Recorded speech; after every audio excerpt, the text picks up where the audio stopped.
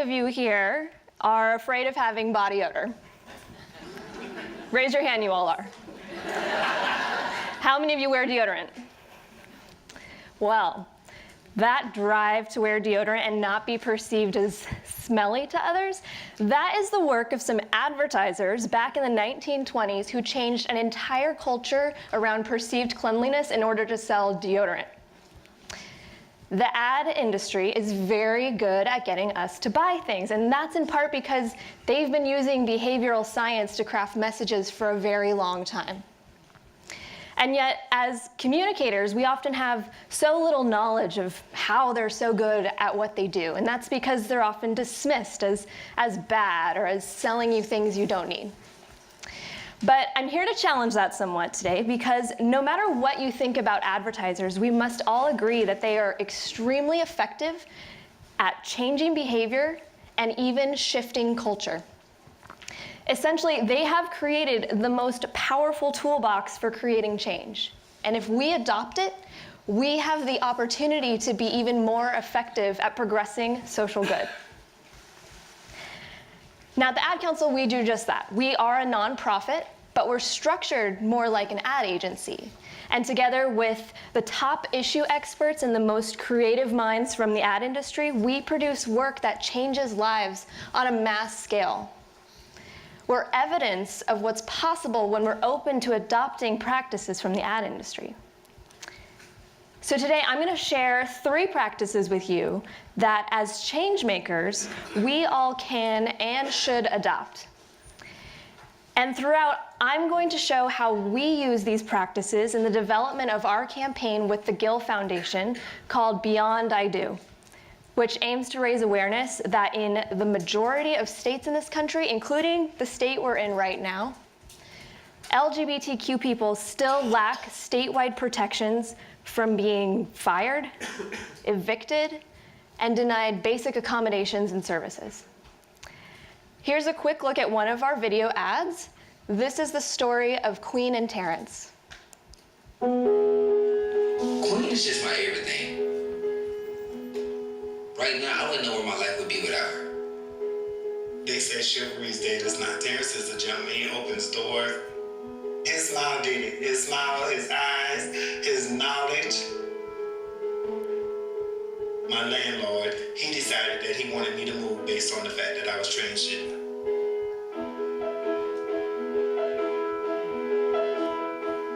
It takes me to a place of no hope. It takes me to a place of loneliness. It saddens me.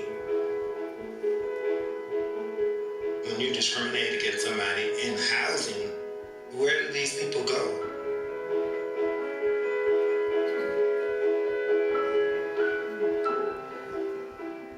Let's just respect people in everyday life for just being human.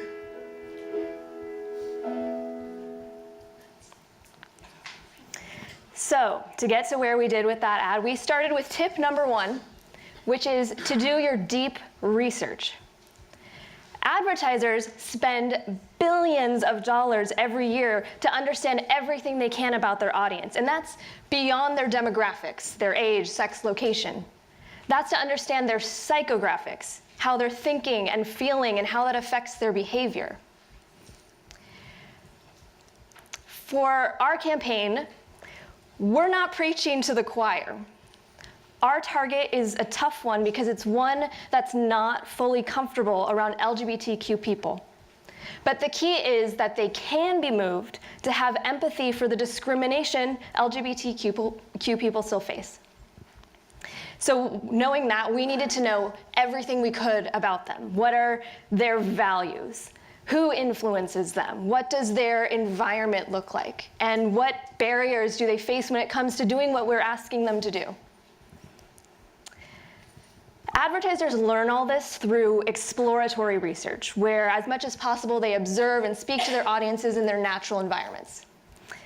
For Beyond I Do, we recruited people living in those discriminatory states to do in-depth journaling with us, as well as some interviews. But we also did all our desk research, and we talked to experts, we did social listening, and we took all of those findings and pulled them together to bring our audience to life in a persona that focused on those psychographics. So with that, I'm going to introduce you. This is Tammy. Tammy's a 52-year-old woman living in Ohio. She values faith and her family and feeling secure in her community.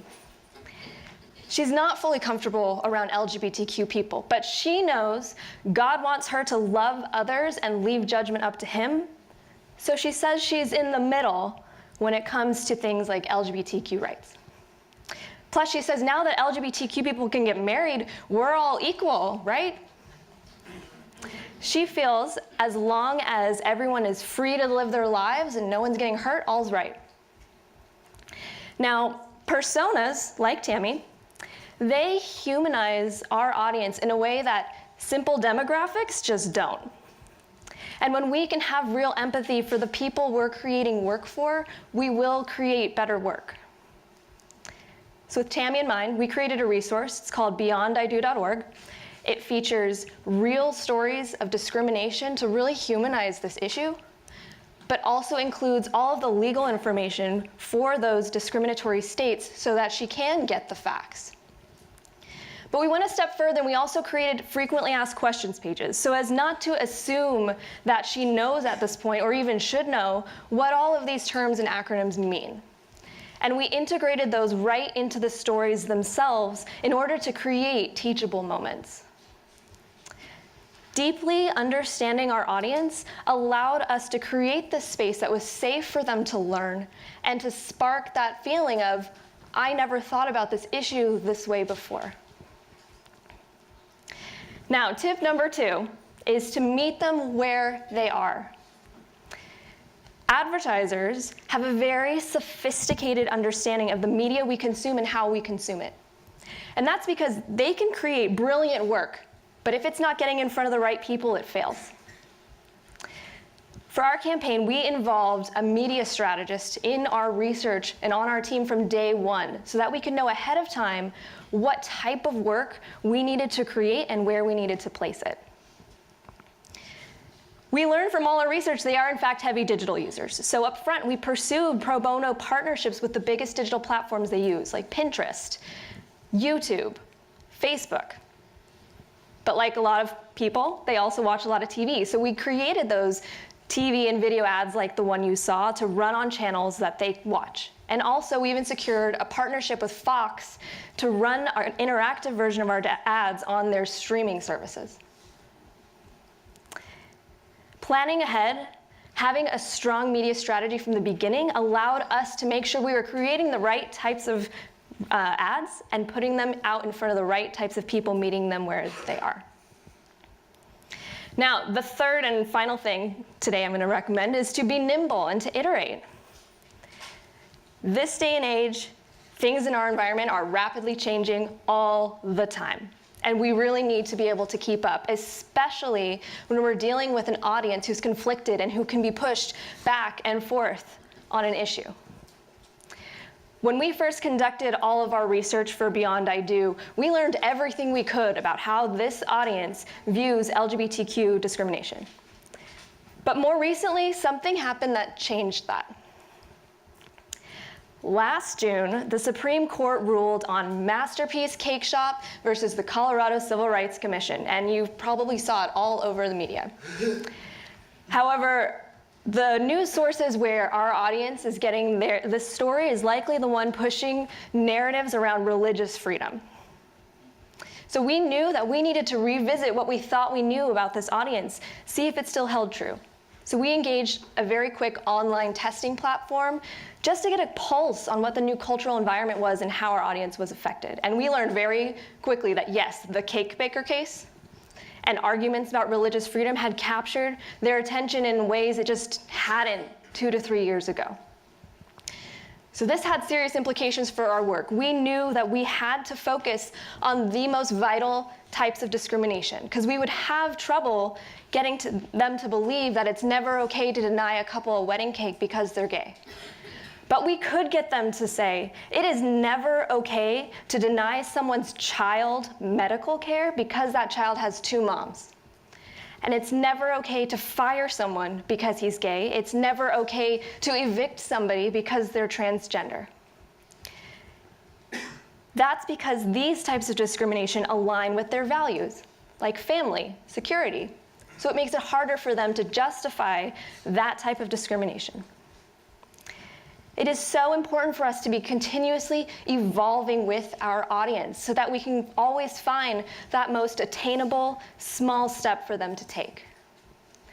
Now, something that my colleagues and I had even asked ourselves at the beginning of all this was, why should we be asking for small steps when we need big steps now? And a few years ago, we had spoke during our expert interviews to a man named Ken Millman. He is the former Republican National Committee chair, an openly gay man himself who did a lot of really important work for the marriage movement.